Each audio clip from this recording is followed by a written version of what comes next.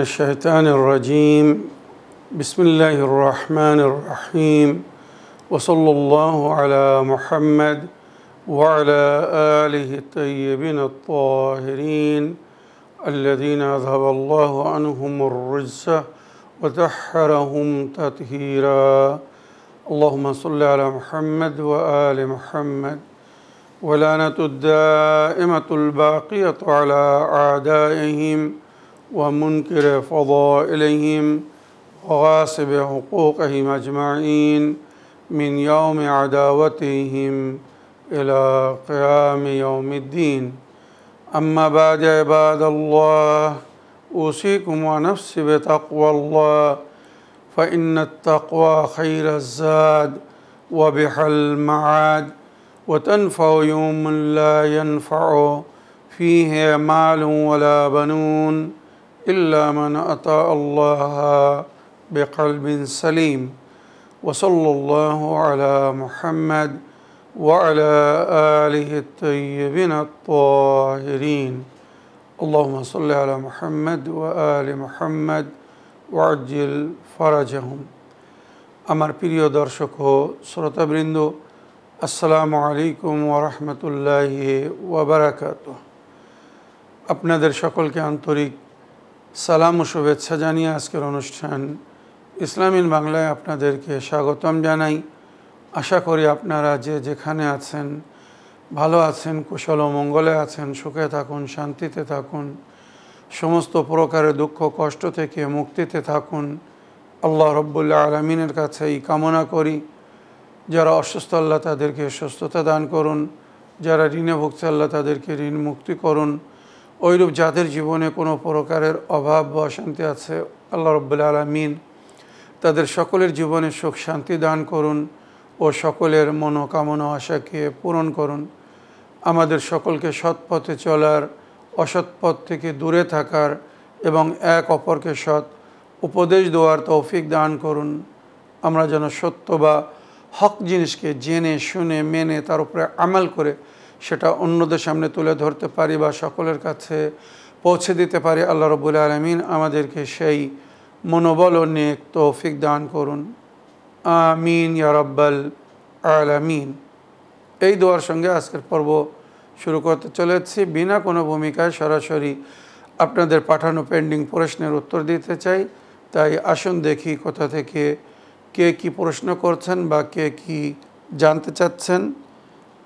আগে একটি audio play করব, তারপরে আপনাদের পাঠানো টেক্সট মেসেজ বা লেখা চিঠি পড়ে আপনাদের প্রশ্ন জেনে তার উত্তর দেওয়ার চেষ্টা করব। আসসালামু আলাইকুম, আমি মিজানুর রহমান মল্লিক, দক্ষিণ চব্বিশ পরগনা রুস্তি থেকে। আজকে ইসলামিক বাংলায় মাওলানা সাহেব, আমি আপনার কাছ থেকে কিছু নির্দেশনা বা উপদেশ নিতে চাই।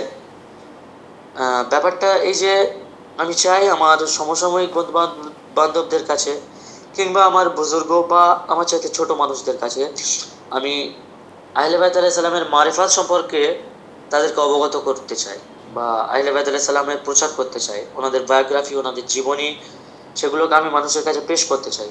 তো এক্ষেত্রে একজন বক্তা বলেন, একজন বন্ধু হিসেবে তাদের কাছে বলার ক্ষেত্রে বা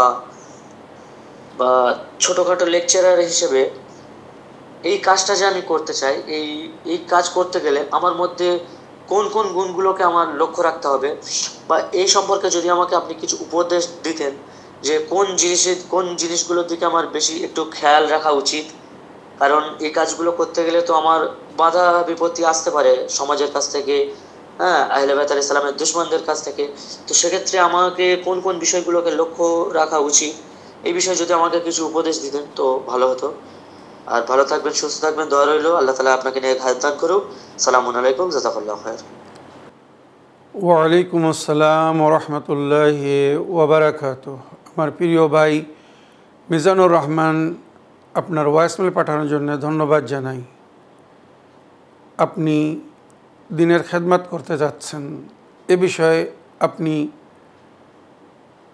পরামর্শ বা উপদেশ চেয়েছেন যে আমি কিভাবে আমার কাজ শুরু করব যাতে আমি সফলতা অর্জন করতে পারি। তো আমার প্রিয় ভাই, আমাদের প্রিয় নবী করিম সাল্লাল্লাহু আলাইহি সাল্লাম আমাদের সকলের জন্যে সুন্দর আদর্শ। উনি যেভাবে নিজের মিশনকে শুরু করেছিলেন, যদি ওইভাবে আমরাও আমাদের মিশনকে শুরু করি, যেমন নবী করিম সাল্লাল্লাহু আলাইহি সাল্লাম সাকসেস হয়েছিলেন, নিঃসন্দেহে 100% আমরাও সাকসেস হব বা আপনিও সাকসেস হবেন। তো এ বিষয়ে নবী করিম সাল্লাল্লাহু আলাইহি সাল্লাম মনে রাখবেন, দিনের প্রকাশ্য তাবলীগ শুরু করার আগে 40 বছর মক্কাবাসীদের মাঝখানে থেকে আগে নিজের সততা, আমানতদার এবং সুচরিত্রবান হওয়ার একটি প্রভাব ছেড়েছিলেন, প্রমাণ করেছিলেন যে আমি একজন ভালো মানুষ। তাই আমি সবসময় একটা জিনিস বলি, কোনো ধর্মে ধার্মিক হওয়ার আগে একটি ভালো মানুষ হতে হবে। যদি কেউ নিজেকে একটি ভালো মানুষ না তৈরি করতে পারে, সে কোনো ধর্মের ধার্মিক হতে পারে না। কেননা এলাহি দিন বা এলাহি ধর্ম কোনো মানুষকে অন্যায় বা পাপের দিকে আমন্ত্রণ জানায় না, অভদ্র কোনো কাজ করার অনুমতি দেয় না। তো প্রিয় নবী করিম সাল্লাল্লাহু আলাইহি সাল্লাম যেমন নিজের ব্যবহার, নিজের চরিত্র বা নিজের সততার মাধ্যমে আগে একটি পরিচয় তৈরি করেছিলেন, ওইভাবে আমাকে বা আপনাকে সমাজে কাজ করতে গেলে একটা সুন্দর পরিচয় গড়ে তুলতে হবে। আর এ বিষয়ে হাদিস বলছে, যেটা মাসুমিনরা বলেছেন, কুনু দুআতান লিন্নাস বিগাইরি আলসিনাতিকুম, অন্যদেরকে আমন্ত্রণ জানাও ভাষা দিয়ে না, ব্যবহার দিয়ে। বেগাইরে আলসিনাতিকুম, বিনা ভাষায় মানে ব্যবহার, চরিত্রের মাধ্যমে। তোমার চরিত্র দেখে, তোমার কাজকর্ম দেখে যেন তারা প্রভাবিত হয়, আর তারা যেন তোমাকে একটা আইডিয়াল মনে করে যে একজন ভালো মানুষকে এমন হতে হবে, একজন ভালো মুসলমানকে এমন হতে হবে, একজন ভালো মুমিনকে এমন হতে হবে। যখন সমাজে এই ধরনের একটা পরিচয় হয়ে যাবে, বারবার একটা কথা আমি রিপিট করছি, সমস্ত নবীরা বা ইমামগণ বা মাসুমিনরা মনে রাখবেন, ওনারা সরাসরি দিনের কাজ শুরু করেননি। আগে নিজেদের দক্ষতা, ক্ষমতা এবং আল্লাহর তরফ থেকে যে ওনাদেরকে হেদায়েতের জন্যে নিযুক্ত করা হয়েছে, তো আল্লাহ সঠিক বান্দাকে, সুন্দর বান্দাকে এই দায়িত্ব দিয়েছেন। এটা ওনারা নিজেদের ব্যবহারের মাধ্যমে পরিবেশে থেকে আগে প্রমাণ করেছিলেন, যার কারণে নবী করিম সাল্লাল্লাহু আলাইহি ওয়াসাল্লাম যখন দিনের প্রচার শুরু করেছিলেন, হ্যাঁ, কুফর ও শিরক বা মুশরিকিন ও কুফারে কুরাইশ বিরোধিতা করেছিল, কিন্তু যখন অন্যরা সমর্থন দিল, সাইড থেকে নবী সমর্থন পেলেন যে এই ব্যক্তিকে কখনো আমরা কোনো ভুল কাজ করতে দেখিনি, অন্যায় করতে দেখিনি, মানে এমন কোনো কাজ করেননি যেটি এই লোকের চরিত্রের উপরে কোনো প্রকারের নেগেটিভ প্রভাব ফেলবে, সুতরাং তার কথা শোনা যাবে বা শোনা উচিত। সে যা বলছে সেটা যদি গ্রহণযোগ্য হয় তো মেনেও নেওয়া উচিত। তো এইভাবে আমাদেরকে সমাজে একটা সুন্দর পরিচয় গড়ে তুলতে হবে। আমাদেরকে দেখে যেন অন্যরা বলে, না, এই লোকটা বা এই ছেলেটা ভালো, ভদ্র, শিক্ষিত, সুন্দরভাবে কথা বলে, কখনো কাউকে আঘাত করে না। তো এইভাবে একটা পরিচয় করতে হবে, যেটা মাসুমিনরা বারবার বলেছেন, কুনু দুআতান লিন্নাস বিগাইরি আলসিনাতিকুম, বিনা ভাষায় আমন্ত্রণ জানাও, মানে ব্যবহারের মাধ্যমে, কার্যের মাধ্যমে, কর্মের মাধ্যমে। এটাই সবচেয়ে সুন্দর প্রভাব ফেলে সমাজের উপরে, অন্যদের উপরে। আর দ্বিতীয় মাসুমিনরা বলেছেন, কুনু লানা যাইনা ওয়ালা তাকুনু আলাইনা শাইনা, আমাদের জন্য সুসম্মানের কারণ হও, অপমানের কারণ হও না। মানে তোমরা কথাবার্তা বলবে বা কাজ করবে, তো তোমাদের কথাবার্তা শুনে বা কার্যকর্মকে দেখে যেন লোক আমাদের প্রশংসা করে যে আহলে বায়ত নিজের চাহনেওয়ালাদেরকে কত সুন্দর শিক্ষা দিয়ে গেছেন। যদি এক শিষ্য, এক ছাত্র, এক মান্যওয়ালা যদি এত সুন্দর হতে পারে, তো যে আহলে বায়তকে এরা ফলো করছে বা যে আহলে বায়ত এনাদেরকে শিক্ষা দিন, ওনারা কত সুন্দর ছিলেন, এর একটা সুন্দর পজিটিভ প্রভাব বা আসার পড়বে, মনে রাখবেন। ওলা তাকুন আলাইনা শাইনা, আমাদের জন্য বদনামের কারণ হয় না। মানে এমন কোনো কাজ যদি আমরা করি যার কারণে সমাজে দুর্নাম বা বদনামের ভয়, তো সেই দুর্নাম বা বদনাম আমাদের পর্যন্ত সীমিত থাকবে না, এটা আগে চলে যাবে, দিন ধর্মের কাছে পৌঁছে যাবে, বা ইমামদেরকে লোক টার্গেট করবে যে ইমাম কি এনাদেরকে এই শিক্ষা দিয়ে গেছেন। তো ওই জন্য আমাদেরকে খুব সংযত হয়ে কথা বলতে হবে, খুব ভদ্র ভাষায় কথা বলতে হবে, নম্র ভাষায় কথা বলতে হবে, মিষ্টি ভাষায় কথা বলতে হবে, ওইভাবে আমাদের ব্যবহারকে সুন্দর গড়ে তুলতে হবে, মানে সমাজে একটা সুন্দর পরিচয় তৈরি করতে হবে। আর এর জন্য স্পিরিচুয়াল পাওয়ারকে মজবুত করতে হবে। স্পিরিচুয়াল পাওয়ার যদি কেউ মজবুত করতে চায় তো তাকে দুটো জিনিস মেনটেন করতে হবে, শারীরিক এবং মানবিক পবিত্রতা। শরীর নাপাক হলে পাক করতে হবে, বা মানবিক হিসেবে নাজিস বা হারাম পানাহার থেকে দূরে থাকতে হবে। এর কারণে স্পিরিচুয়াল পাওয়ার বৃদ্ধি হবে, রূহ মজবুত হবে, আর জবানের উপরে আসার আসবে। অনেকেই দাওয়াত দিচ্ছে, অনেকেই আমন্ত্রণ জানাচ্ছে, অনেকেই বড় বড় কথা বলছে, দিনের কথা বলছে, কিন্তু মানুষ শোনে না, শুনছে না, হয়তো এই কান দিয়ে শুনছে, ওই কান দিয়ে বাইর করে দিচ্ছে। তো অনেক সময় আমাদের কথার প্রভাব অন্যদের উপরে কেন পড়ে না? কেননা আমাদের জবানে হয়তো সেই আসার থাকে না, নাস পবিত্র হয় না, বা যারা নিজেরা আমাল করে না তাদের কথার উপরে অন্যরা আমাল করে না, বা তাদের কথার প্রভাব অন্যদের উপরে পড়ে না। মনে রাখবেন, তাই আমাদেরকে সবসময় বলা হয়েছে আলিমে বা আমাল হও, আলিমে বা আমাল। যা কিছু অন্যদেরকে আমরা বলবো তার উপরে আগে নিজেরা আমাল করব, পরে অন্যদেরকে বলবো, তখন এর একটা প্রভাব পড়বে, আসার হবে। যখন লোক দেখবে না এই লোকটা নিজেও নামাজ পড়ছে, তারপরে আমাদেরকে নামাজের জন্য বলছে, নিজেও রোজা রাখছে, তারপরে আমাদেরকে রোজার জন্য বলছে, নিজের দিনের কাজ করছে, তারপরে সেটা আমাদেরকে বলছে, গুনাহ থেকে নিজেও দূরে আছে, ওই জন্য আমাদেরকে দূরে থাকার জন্য বলছে। একজন যদি বিড়ে পান করে, সিগারেট পান করে, আর সে যদি বলে তোমরা বিড়ে খেও না, সিগারেট পান করো না, কেউ তার কথা শুনবে না। কিন্তু আমি যদি নিজে বিরত থাকি তখন সেটা আমি অন্যকে বলতে পারবো, বা অন্যরা আমাদের কথা শুনবে। মনে রাখবেন, দিনে তাবলিগ করার জন্যে, সঠিক জিনিস অন্যদের কাছে পৌঁছে দেওয়ার জন্যে আলিম বা মাওলানা হওয়ার প্রয়োজন নেই, মনে রাখবেন। তো এর জন্য আলিম হওয়ার প্রয়োজন নেই, তবে শিক্ষা জ্ঞানের প্রয়োজন আছে। যেটা আমি আপনাকে বলতে চাই, যদি আপনি দিনের খেদমত করতে চান তো আপনি যেগুলো অন্যদেরকে শেখাতে চাচ্ছেন, বলতে চাচ্ছেন, মাসুমিনদের সিরাত বলুন, তানাদের জীবনী বলুন, বা ইসলামিক শরিয়াত, সঠিক শরিয়াত, ফিকে জাফরি বলুন, বা আহলে বাইতের শরিয়াত বা শরিয়তের সংবিধান বলুন, যেটা আপনি অন্যদেরকে বলতে চাবেন, এ বিষয়ে আপনাকে আগে পরিপূর্ণভাবে মারফত অর্জন করতে হবে, সমস্ত বিষয় সঠিকভাবে জানতে হবে, তারপরে বলতে হবে। যদি খোদা না করুক আপনি ভুল বলে দেন, কেউ যদি ভুল শিক্ষা পায় তো সে গুনাহগার হবে, আর হয়তো আল্লাহ তাকে ক্ষমা করে দেবে, কিন্তু আল্লাহ আমাকে বা আপনাকে ক্ষমা করবে না যারা ভুল শিক্ষা দিচ্ছে। মনে রাখবেন, আমাদেরকে অন্যদেরকে যখন দিনের শিক্ষা দিতে যাব বা দিনের শিক্ষা দেবো, তো আগে নিজে আইডিয়াল হতে হবে, একটি উদাহরণ হতে হবে সমস্ত ভালোর দিকে আমন্ত্রণ জানানোর জন্যে। তো এ বিষয়ে কোরআনের যে আয়াতটি আমি আপনাকে বলতে চাই শেষ পর্যায়ে গিয়ে, সেটা হচ্ছে কোরআন আমাদেরকে বলছে সূরা নাহল, আল্লাহ রাব্বুল আলামিনের ইরশাদ হচ্ছে, বিসমিল্লাহির রহমানির রহিম, উদু ইলা সাবিলি রাব্বিকা বিল হিকমাতি ওয়াল মাউইযাতিল হাসানা। আল্লাহর পথের দিকে আমন্ত্রণ জানাও, নিজের প্রতিপালকের দিকে অন্যদেরকে ডাকো। আপনি বা আমি যেটা করতে যাচ্ছি বা করছি, আমরা কি সবাইকে, আল্লাহর বান্দাকে আল্লাহর পথের দিকে আমন্ত্রণ জানাচ্ছি। তো আল্লাহ বলছে যদি এটা তোমরা করতে চাও, উদু ইলা সাবিলি রাব্বিকা বিল হিকমা, হিকমতের সঙ্গে কথা বলতে হবে। ফালতু কথা যা মনে আসলো বলে দিলাম, যা ইচ্ছা বলে দিলাম না।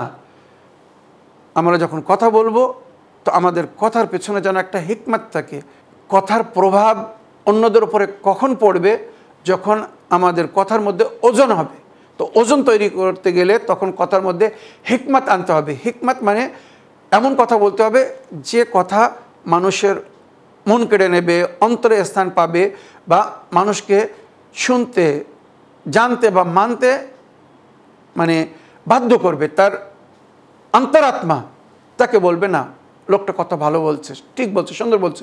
আপনি যদি অন্যদের জন্যে দায়ী হতে চান, দায়ী মানে যারা অন্যদেরকে সঠিক জিনিসের দিকে দাওয়াত দেয়, আমন্ত্রণ জানায়, লেকচারের মাধ্যমে হোক, লিটারেচারের মাধ্যমে হোক, বক্তব্য মাধ্যমে হোক, বন্ধু হিসেবে যেমন আপোষে আলোচনা হয়, পরামর্শ হয়, এভাবে যেভাবে আপনি তাবলিগ করবেন না কেন, এর জন্য প্রথম পর্যায়ে আপনাকে নিজে আইডিয়াল হতে হবে।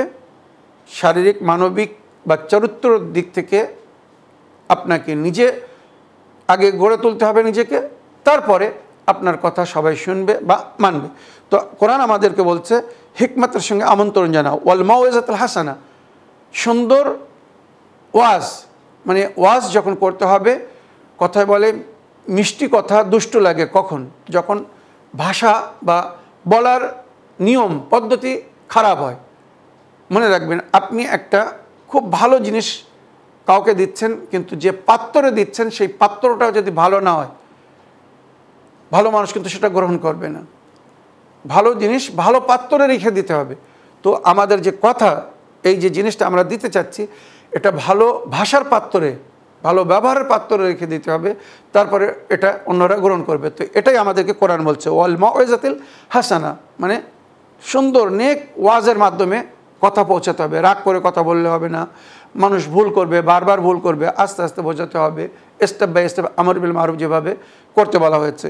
ওয়াজাদিলহুম বিল্লাতি হিয়া আহসান। আর যদি কারোর সঙ্গে কখনো কোনো বিষয়ে তর্ক করার প্রয়োজন হয়, আজকাল জানেন মানুষ সহজে কথা মানে না, সে জানে আমি ভুল আর আপনি ঠিক, তাও আপনার কথা সহজে মানবে না, মনে রাখবেন। আর মুসলমানদের মধ্যে এটা বিশেষ করে আমরা দেখছি, আমরা কোরআন মানে যার উপরে উত্তম প্রমাণ হতে পারে না, আমরা কোরআন থেকে একটা জিনিস প্রমাণ করছি, তার পরিপ্রেক্ষিতে তারা মিথ্যা জালি হাদিস নিয়ে আসছে, মানবে না। এবার আপনি কি করবেন? আমি অথেন্টিক হাদিস, সহি হাদিস, সহি ও সনদ হাদিস তাদের বই থেকে নিয়ে আসছি, তারা অন্য জায়গা থেকে আবার একটা ভুল মিথ্যা জালি তৈরি করা হাদিস, যেগুলো নবীর পরে তৈরি করা হয়েছিল, তার মাধ্যমে কোরআনের আয়াত বা অথেন্টিক বা সহি হাদিসকে ভুল প্রমাণ করার চেষ্টা করছে, মানার চেষ্টা করছে, এটা মানছে না। এবারে বলুন এদেরকে কী করে বোঝাবেন? তো কোরআন বলছে ওয়াজাদিলহুম বিল্লাতি হিয়া আহসান, তাদের সঙ্গে যদি তর্ক করতে হয় তো আহসান তরিকায় তর্ক করো।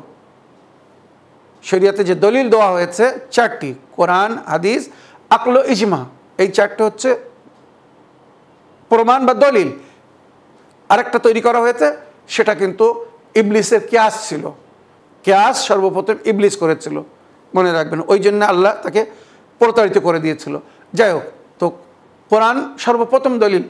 যদি কোনো বিষয় কোরআনে আমার কাছে দলিল থাকে, প্রমাণ থাকে, এ বিষয়ে আমি অন্য কোনো জিনিসকে গুরুত্ব দেব না। কোরআন সর্বপ্রথম। আল্লাহ আমাদেরকে সৃষ্টি করেছেন, আল্লাহই আমাদেরকে সংবিধান দিয়েছেন, দিন, ধর্ম, মাযহাব সব কিছু দিয়ে, সুতরাং আল্লাহ যেটা বলবে সেটা আগে, তারপরে আল্লাহ যাকে আমাদের জন্যে হেদায়েতের জন্য পাঠিয়েছেন, নবী এবং বই হিসেবে কোরআন দিয়েছে। তো নবী আমাদেরকে যেটা বলবেন আমাদের জন্যে হুজ্জত বা দলিল। তো কিতাব এবং সুন্নাত, কোরআন এবং হাদিস যেটাকে বলে। এবারে কোনো জিনিস খোদা না করুক এমন বিষয় নিয়ে আলোচনা করছেন, তর্ক হচ্ছে, যেটা হয়তো কোরআনের মধ্যেও জিকির হয়নি বা নবীও বলেননি, সে সময় হয়তো এমন কোনো জিনিস ছিল না বলে। এবারে কি বলছে? আকল। এখানে সঠিক বুদ্ধিজীবীদের আকল কি বলে, সবার আকল না, কিন্তু মানুষ অনেক সময় মনে হয় যে আকলমান, কিন্তু যখন কথা বলি মনে হয় এই লোকটা মানে ইবলিসের অন্তর্ভুক্ত হয়ে আছে, মানে আকলকে, বিবেককে ভুল পথে ব্যবহার করে রেখেছে। না, দিনদার ব্যক্তির আকল, জিম্মেদার ব্যক্তির আকল বা সুস্থ স্বাস্থ্য, মানে শারীরিক বা মানবিক হিসেবে সুস্থ স্বাস্থ্য ব্যক্তির আকলকে হুজ্জত করা হয়েছে। মানে বিবেক কি বলে? একটা পথ আপনি যাচ্ছেন, সামনে কোনো খাতরা, সাবধানী দেওয়া হয়েছে, এই পথ দিয়ে গেলে কিন্তু আগে এই সমস্যার সম্মুখীন হতে হবে। বিবেক কি বলে? আমি এই পথ দিয়ে যাব না, অন্য কোনো রাস্তা দেখব, ডান দিকে বাম দিকে, হয়তো একটু ঘুরে যেতে হবে, যাব, কিন্তু নিজেকে সমস্যার সম্মুখীন করবো না, হতে দেবো না। এটাই হচ্ছে বিবেক বলে।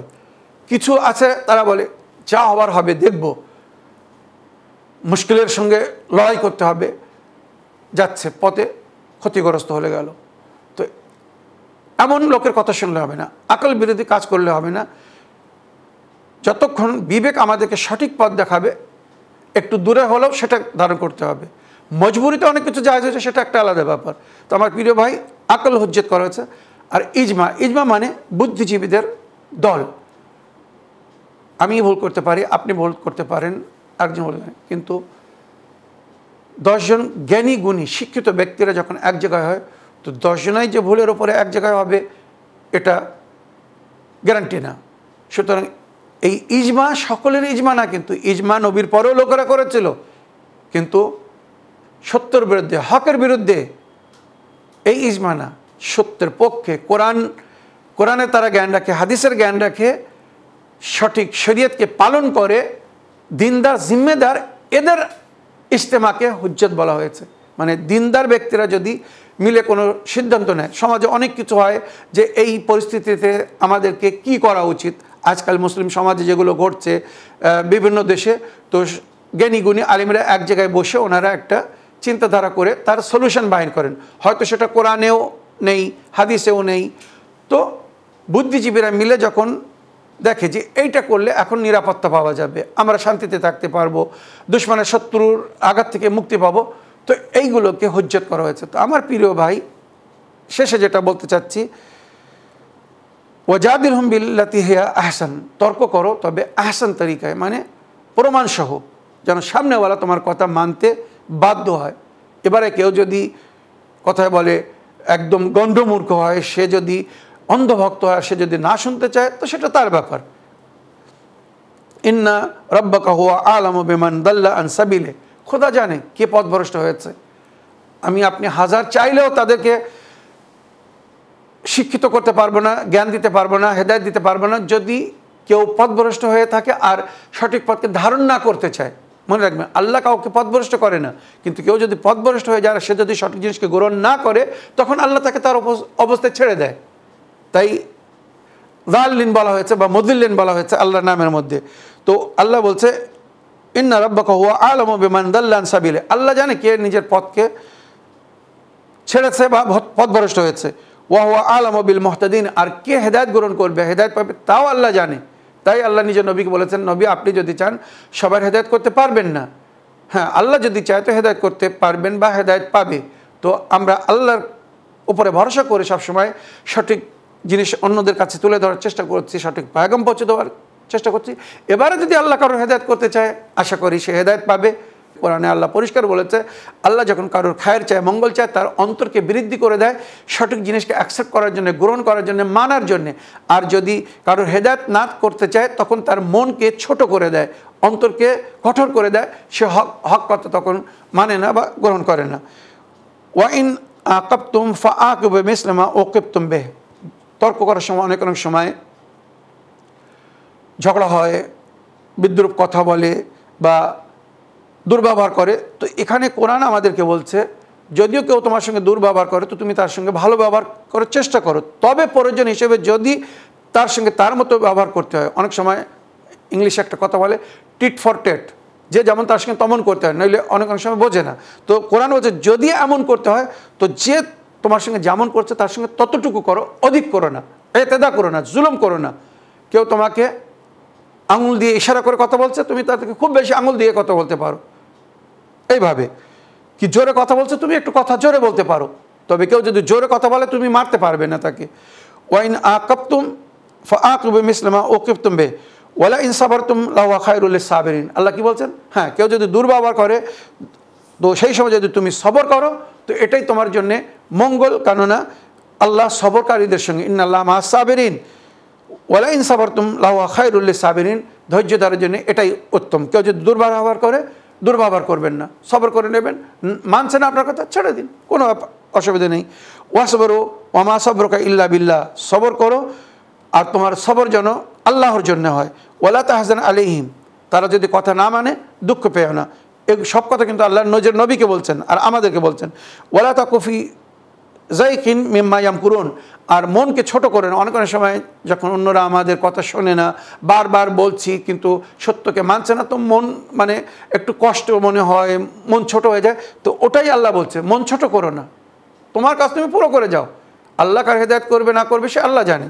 ওয়ালা তাকুফি যায়কিন মিম্মা ইয়ামকুরুন, তারা যে মাকর ফারেব করছে অন্যরা আপনারা যা বুঝতে পেরেছেন ইশারা কাদের দিকে। তো তাদের মাকরু ফারাবের জন্য তুমি মন ছোট করো না, তুমি তোমার কাজ করে যাও। এটাই আল্লাহ আমাদেরকে বোঝাতে চাচ্ছেন বা বলছেন। আল্লাহ মদদ করবে।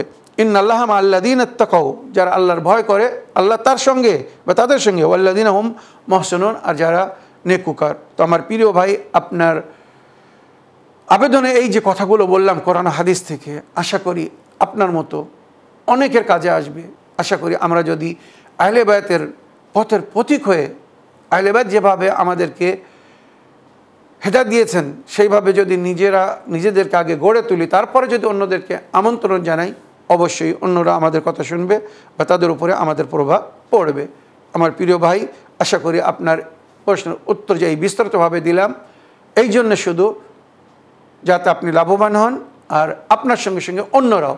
এই জন্য বললাম যাতে আপনি বুঝতে পারেন বা আপনার মনোবল বৃদ্ধি পায়, আপনি উৎসাহিত হন বা আপনাকে প্রমোট করার জন্যে এটা বললাম যে আপনি দিনের খেদমত যদি করতে চান, মনোবলকে বৃদ্ধি রেখে কাজ করুন, আল্লাহর উপরে ভরসা করে কাজ করুন। ইন তানসুরুল্লাহ ইনসুরকুম ওয়া ইসাব্বিত আকদামাকুম। এবার একটা লিখিত চিঠি পড়ি। সালামুন আলাইকুম মাওলানা সাহেব, আশা করি আপনি ভালো আছেন। আল্লাহ আপনাকে ভালো রাখুক, সুস্থ রাখুক। আমার একটা প্রশ্ন, আমি 3 মাসের গর্ভবতী। আমার শরীর খুবই দুর্বল, কোনো কিছু খেতে পারি না, বমি ক্লান্তি লাগে, সব সময় শুয়ে থাকি, নামাজও ঠিক মতো পড়তে পারছি না। ডাক্তার দেখিয়েছি, ওষুধও খাচ্ছি, কিছুই হচ্ছে না। আপনি একটু উপায় বলে দিন যাতে সুস্থ থাকতে পারি। আমার আরও একটি প্রশ্ন, যে গর্ভবতী অবস্থায় কোনো প্রাণী মারতে হয় না স্বামী স্ত্রীকে, এটা কি ঠিক? আপনি বলে দিবেন। খোদা হাফিজ, ফি আমানিল্লাহ। ওয়ালাইকুম আসসালাম ওয়া রাহমাতুল্লাহি ওয়া বারাকাতুহু। আমার প্রিয় বোন, আপনি নাম ঠিকানা বলেননি, কোনো অসুবিধা নেই। আপনি গর্ভবতী, তো শারীরিক দুর্বলতার মধ্যে আছেন, কিছু খেতে মন চাচ্ছে না, ক্লান্ত মনে হচ্ছে, অনেক অনেক সময় বমি মনে হচ্ছে। তো এগুলো গর্ভবতী নারীদের জন্য একটা স্বাভাবিক জিনিস। মানে হয়তো খেতে মন চাবে না, শারীরিক দুর্বলতা মনে হবে। গর্ভে যখন সন্তান আসে, তো আমাদের শরীরের মনে করুন তারাও অংশ হয় যতক্ষণ শরীর থেকে বাইরে না আসছে, মানে মায়ের শরীর থেকে যতক্ষণ বাইরে না আসছে, তো সে মায়ের শরীরের অংশ। তো যেগুলো মা পানাহার করে সেটার মাধ্যমে সেও পুষ্টি পায় বা তার শরীরে পুষ্টি হয়।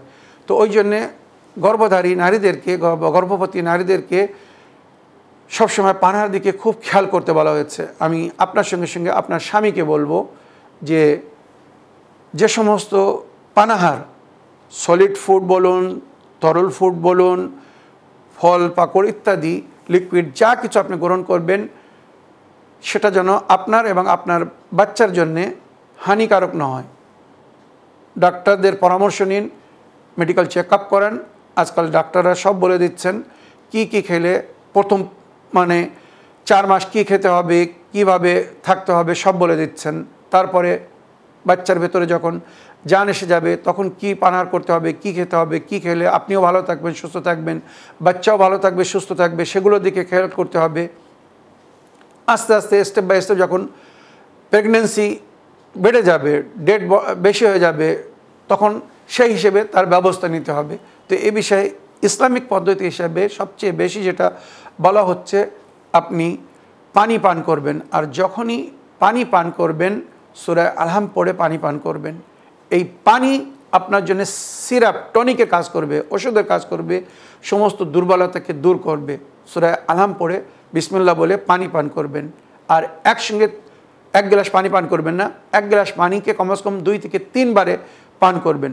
মনে রাখবেন, প্রথমবার পান করার সময় বিসমিল্লাহ বলবেন, আল্লাহ শুকর করবেন। দ্বিতীয়বার পানি পান করবেন, কারবালার শহীদদেরকে স্মরণ করবেন, সালাম করবেন, যাদেরকে ক্ষুধায় পিপাসায় কাতর করে শহীদ করা হয়েছিল। আর শেষে পানি পান করার পরে যারা কারবালার শহীদদেরকে ক্ষুধায় পিপাসায় রেখে শহীদ করেছিল, সেই কাতিলদের উপরে লানাত করবেন। ইমামরা বলেছেন, যদি কেউ এইভাবে পানি পান করে, তো ওই পানি তার শরীরে একটি ঊর্জা,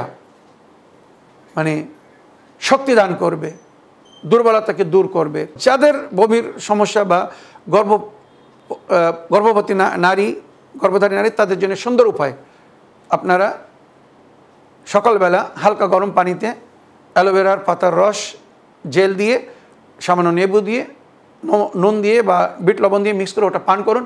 সারাদিন বমিরও অনুভব হবে না, বা এই যে জি মাতলানা বলে যেটাকে আমরা বলি বমি বমি ভাব হয়, ক্লান্ত, এটা থাকবে না। আর এছাড়া গর্ভ যখন প্রথম পর্যায়ে তো একটু চলে বেড়াতে হবে, শেষে তো চলতেই হবে। মানে 7 মাস পরে মনে করুন প্রতিদিন 1 থেকে 2 কিলোমিটার চলবেন, 1 থেকে 2 কিলোমিটার, 1 কিলোমিটার যাবেন, 1 কিলোমিটার ফিরে আসবেন, 2 কিলোমিটার হয়ে যাবে 7 মাস পরে। এতে আপনিও সুস্থ থাকবেন, বাচ্চাও সুস্থ থাকবে, আর সুন্দরভাবে বাচ্চার প্রস্রাব হবে, হয়তো বিনা কোনো সিজার করে প্রসেসের মাধ্যমে সুন্দরভাবে নর্মাল ডেলিভারি আগে যেমন হতো তেমন ডেলিভারি হবে। মনে রাখবেন আজকাল তো মানে ডাক্তার কাছে গেলেই আগে সিজারের জন্য বলে, তো নর্মাল ডেলিভারির জন্য 7 মাসের পর থেকে 9 মাস পর্যন্ত এই 3 মাস খুব চলাফেরা করতে হবে। আর এর আগে প্রয়োজন হিসেবে চলুন, একটু এক্সারসাইজ করুন বা পানার দিকে খেয়াল করুন। ফল যদি সম্ভব হয়, সবার দ্বারা সম্ভব হয় না, মানে ডালিম, আনার ফলের রস, আঙুরের রস, আপেল যদি একটা খেতে পারেন প্রতিদিন সকালে, এটা কিন্তু খুব পুষ্টিকর আপনার জন্য প্লাস আপনার বাচ্চার জন্যে। তো এইগুলো এই জন্য বলছি যে আপনি দুর্বলতার অনুভব করছেন, বমি বমি হচ্ছে বা ক্লান্ত মনে হচ্ছে, সবসময় শুয়ে আছেন, এর থেকে বাইরে এসে যাবেন। মনে রাখবেন অ্যাক্টিভ হওয়ার জন্য এগুলো করতে হবে। তাছাড়া দিনের বেলা যদি আরও একটু অ্যাক্টিভ হতে চান বা শারীরিক দুর্বলতা মনে হয়, তো হালকা গরম পানিতে 1 চামচ মধু দিন, 1 চামচ মধু দিন। এই মধুতে আপনি লেবুর রসও দিতে পারবেন, যদি বমি বমি লাগে লেবুর রস দেবেন, যদি বমি বমি না লাগে শুধু মধু গুলে খেয়ে নিন। 1 ঘন্টার মধ্যে একদম শরীরে ঊর্জা এসে যাবে, ফুর্তি এসে যাবে, আপনি সমস্ত কাজ করতে পারবেন, শুয়ে থাকার প্রয়োজন হবে না। তবে এটা একদম বাস্তব কথা, গর্ভধারী নারীরা প্রথম পর্যায়ে একটু ক্লান্ত অনুভব করে আর ওর জন্য শুয়ে থাকতে হয়। তো এখানে আমি আপনার পরিবার বা আপনার স্বামীর পরিবারকে বলবো আপনাকে যেন জোর জবরদস্তি না করে।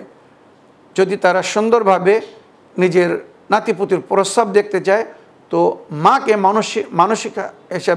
মানবিক হিসেবে টর্চার করলে হবে না, শান্তি দিতে হবে, তখনই বাচ্চারা সুন্দরভাবে জন্ম নেবে। মায়ের মন যদি বেকুল হয়, মা যদি মানসিক টেনশনের মধ্যে থাকে, তো বাচ্চাদের উপরে তার নেগেটিভ প্রভাব পড়ে। তাই গর্ভবতী নারীদেরকে কখনো টেনশন দিবেন না, মানসিক টর্চার দিবেন না, যন্ত্রণা দিবেন না, যাতে সেও সুস্থ থাকে বা বাচ্চারাও সুস্থ থাকে। এটা কিন্তু খুব গুরুত্বপূর্ণ তালিমাত আমাদেরকে ইসলাম দিয়েছে। এবারে আপনি শেষে জানতে চেয়েছেন যে কোনো প্রাণী মারতে হয় না স্বামী স্ত্রীকে, এটা কি ঠিক? এমন শরীয়তে কিচ্ছু বলা হয়নি। মুজি মানে হানিকারক, ক্ষতিকারক জানোয়ার বা প্রাণী, সাপ, পোকামাকড়, কাঁকড়াবিছে, পিঁপড়ে ইত্যাদি যেগুলো আমাদেরকে ক্ষতি করে, আমরা অ্যাভয়েড করার চেষ্টা করি। বিনা কারণে কাউকে কোনো প্রাণীকে জান দিতে পারি না, তো জান নেওয়ারও অধিকার রাখি না। কিন্তু কেউ যদি আমাদেরকে ক্ষতি করে, তো তখন তাকে রাস্তা থেকে সরাতে বলা হয়েছে। ইসলাম আমাদেরকে অনুমতি দিয়েছে, সাপ পোকামাকড়কে মারার অনুমতি দিয়েছে। ছিপকিলি, লিজার্ড যাকে বলা হয়, এগুলোকে ঘর থেকে তাড়ানোর জন্য যদি মারতে হয় তো মারার অনুমতি দেওয়া হয়েছে, কোনো অসুবিধে নেই।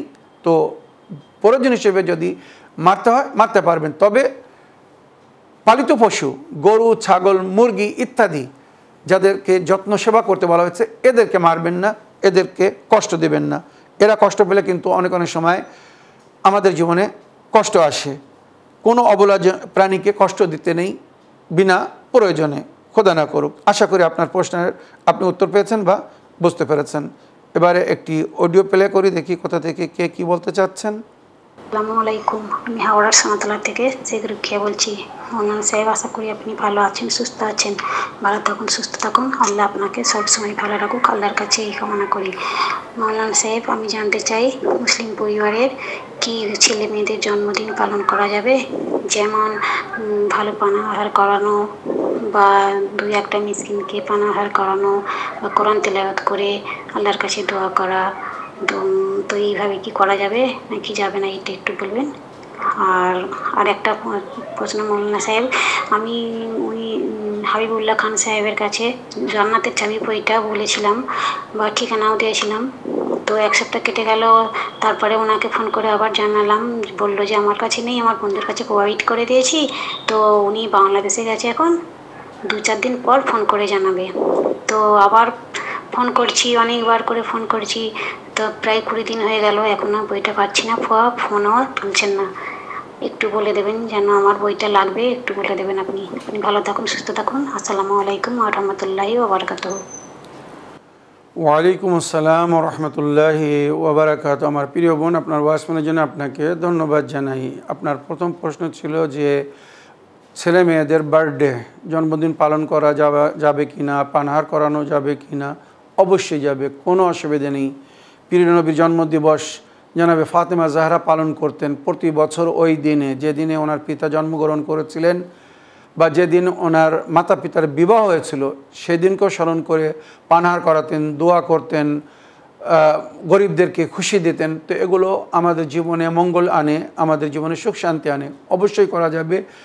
কোথাও কোরআন হাদিসে জন্মদিন পালন করতে মানা করা হয়নি। মনে রাখবেন, আল্লাহর ওলি আউলিয়ারা যে কাজ করেছেন, করার জন্য বলেছেন, বা তানাদের সামনে যেগুলো হয়েছে আর ওনারা যদি মানা না করে থাকেন, তো আমাদের জন্য এগুলো দলিল বা হুজ্জাত। প্রিয় নবীর যুগে, প্রিয় নবীর জামানায় মনে রাখবেন, জনাবে ঈসা নবীর জন্মদিবস পালন হতো। জনাবে ঈসা নবী ওনার আগে এসেছিলেন, জন্মদিবস পালন হতো। তো যদি ঈসা নবীর জন্মদিবস পালন করা বিদাত হতো, হারাম হতো, কোনো নবীর ভূমিষ্ঠ হওয়ার দিনকে যদি স্মরণে রাখা যদি কোনো প্রকারের বিদাত হতো, নবী পরিষ্কার বলতেন, ঈসা নবী তোমাদের নবী না, আমি হচ্ছি তোমাদের নবী। সুতরাং ঈসা নবীর জন্মদিবস হিসাবে কোনো কিছু করা যাবে না বা অংশ নেওয়া যাবে না। মনে রাখবেন, আমরা আরব দেশের মধ্যে থেকে দেখে এসেছি, ওখানে জনাবে ঈসা নবীর জন্মদিবস যখন পালন হয়, তো মুসলমানেরাও সেখানে অংশ নেয়। ঈসা নবী আল্লাহর নবী ছিলেন, আর সমস্ত নবীর প্রতি আমরা বিশ্বাস রাখি। এটা একটা উদাহরণ বললাম।